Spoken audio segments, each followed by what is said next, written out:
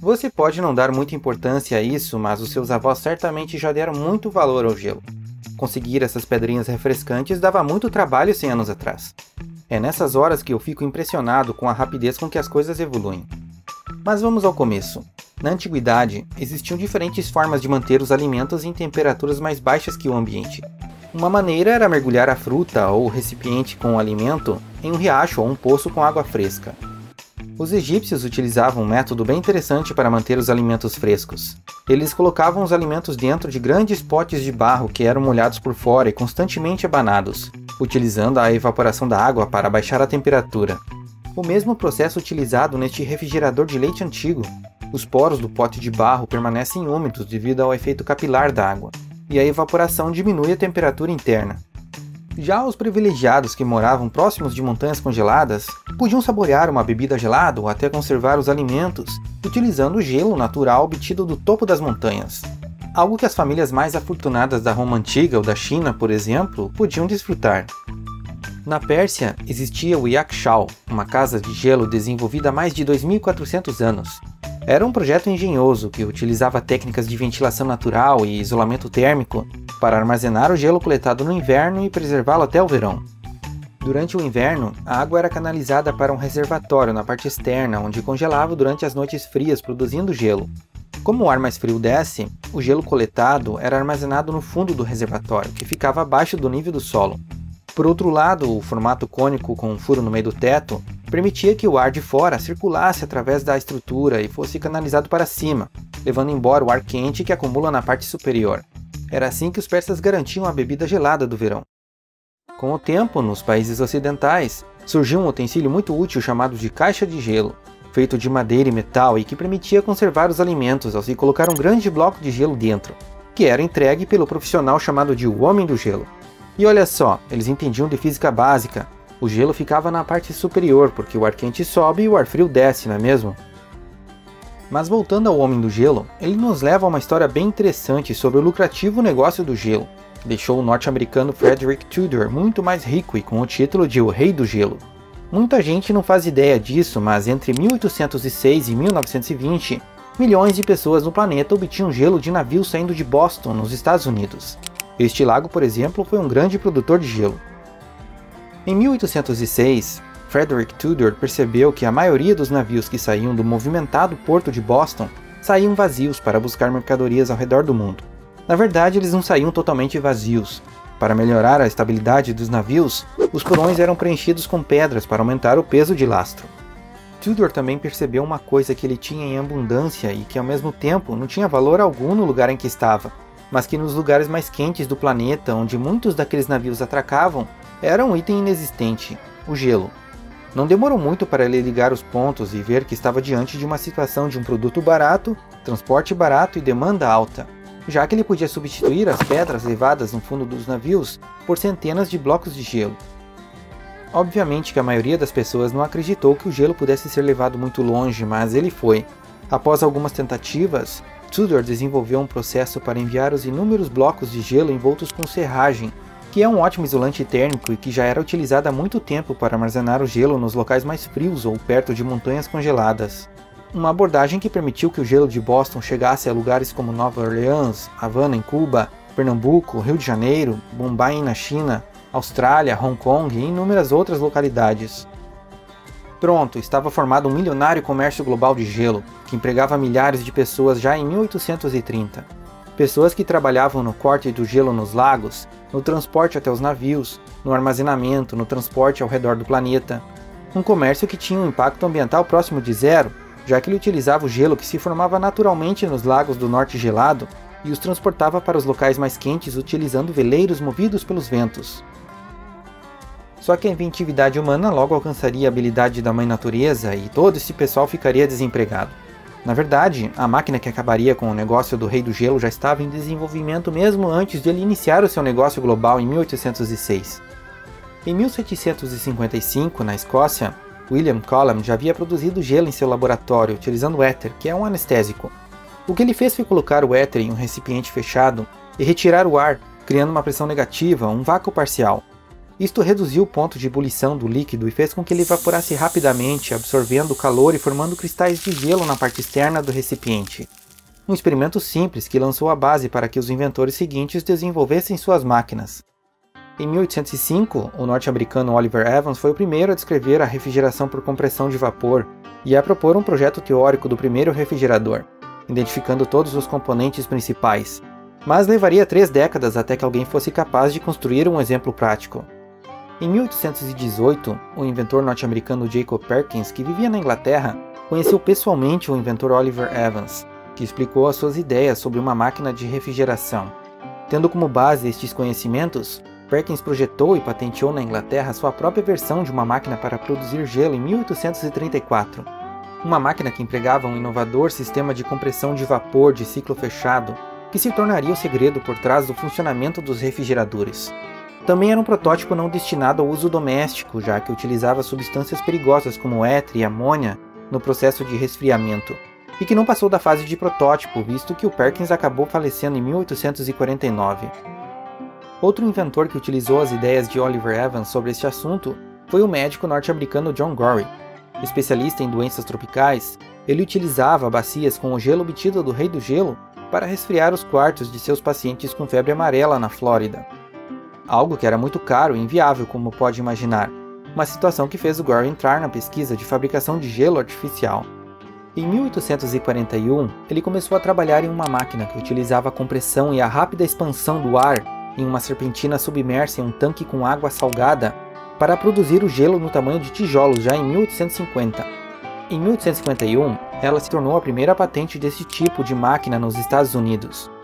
Gorrie, empobrecido por ter largado a carreira médica para se dedicar à invenção, passaria os 4 anos seguintes tentando arrecadar fundos para financiar a produção comercial da máquina. Também seriam 4 anos sendo ridicularizado e humilhado pelas críticas públicas que supostamente eram financiadas pelo Frederick Tudor, o Rei do Gelo, e por religiosos da época que consideravam o gelo uma criação de Deus e não domínio dos humanos. Gorrie morreu pobre e sozinho em 1855. Neste mesmo tempo, na Austrália, o inventor James Harrison também projetou e construiu uma máquina que utilizava o éter e um compressor acionado por um motor a vapor para produzir gelo já em 1851. A máquina foi refinada, patenteada e utilizada para implementar o primeiro negócio de gelo artificial comercialmente viável em 1854, capaz de produzir 3 toneladas de blocos de gelo por dia. Como a Austrália estava muito distante dos Estados Unidos ou da Noruega, onde o gelo natural era extraído, o gelo de Harrison acabava ficando competitivo. Até o início da década de 1910, as máquinas de gelo eram extremamente grandes, movidas a vapor ou motores de combustão, e projetadas para fazer gelo em escala industrial.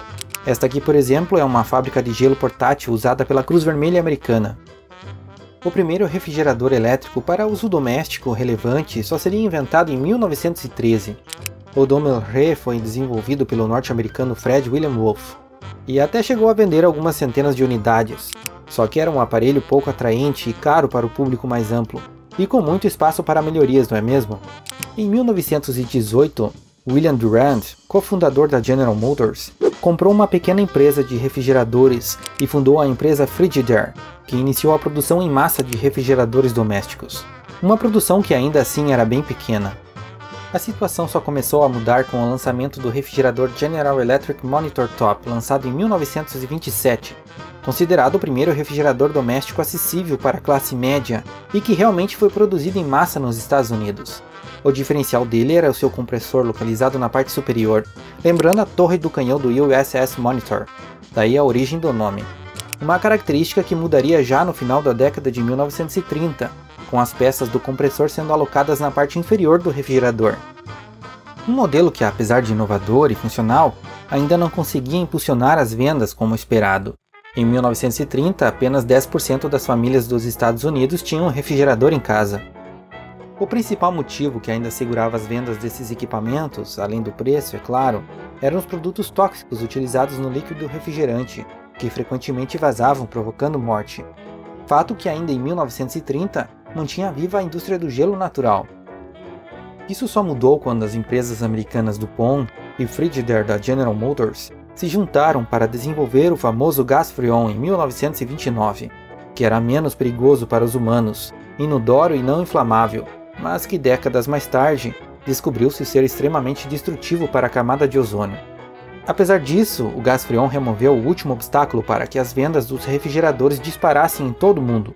Na medida em que mais casas foram tendo acesso à energia elétrica, visto que este também era o momento de implementação do sistema elétrico em grande parte do mundo, mais e mais pessoas foram adquirindo um belo e elegante refrigerador, diminuindo o desperdício de comida e os problemas intestinais. Para ter uma ideia, só nos Estados Unidos, a evolução foi de 10% das famílias com refrigerador em casa em 1930 para 56% em 1940 e 80% em 1951. Mas afinal, como funciona o refrigerador? Bem, antes é interessante entender o que é temperatura, pressão, volume e calor, mas vai ser uma explicação bem básica só para entendermos o funcionamento do refrigerador. Vamos pegar como exemplo este recipiente contendo um gás ideal. A temperatura deste gás é uma medida da energia cinética média dessas partículas, ou basicamente a velocidade média dessas partículas. Elas estão sempre em movimento, a diferença é que as mais quentes se movem mais do que as mais frias. A pressão é a quantidade de força por unidade de área que é aplicada perpendicularmente à superfície do recipiente quando essas partículas colidem na lateral, e o volume é o espaço ocupado por elas. Se aumentar a temperatura deste recipiente que não pode variar o volume, como em uma panela de pressão, ele irá aumentar a pressão interna, já que irá aumentar o nível de agitação das partículas e, consequentemente, as colisões com as paredes. Se o recipiente for resfriado, a pressão irá diminuir acompanhando a queda de temperatura. Esta relação também acontece se a variação for na pressão. Se ela aumenta, a temperatura aumenta. Se a pressão diminui, a temperatura diminui. Mas e o que é o calor? Bem, o calor é a quantidade de energia transferida do recipiente quente para o recipiente frio, até que eles fiquem com a mesma temperatura, momento em que não terá mais transferência de calor.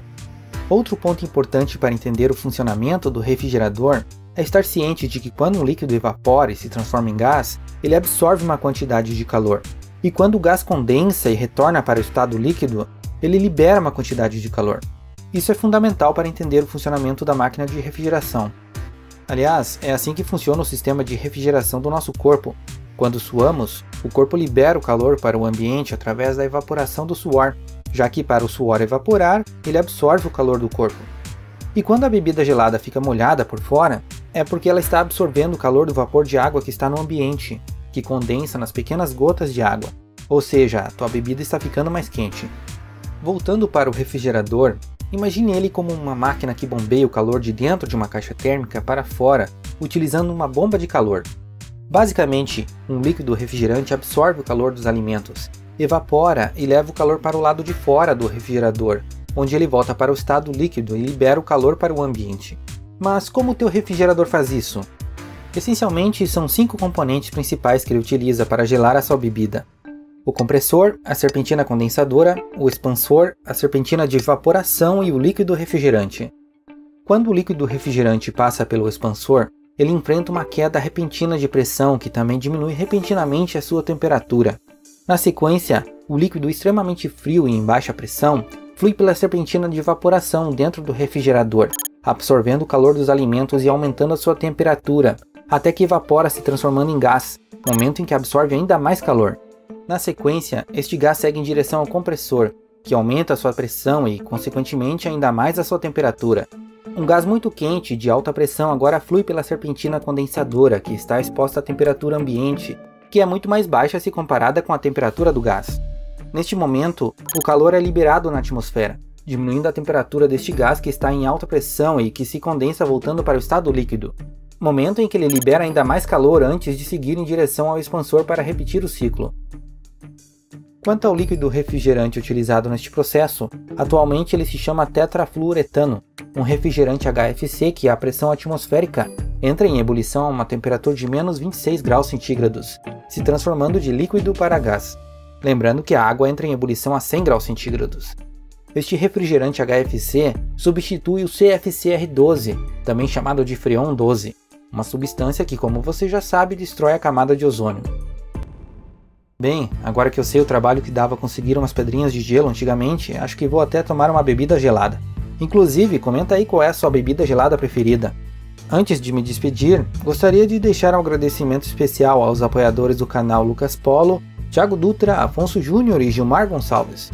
Um grande abraço a vocês e a todos os apoiadores.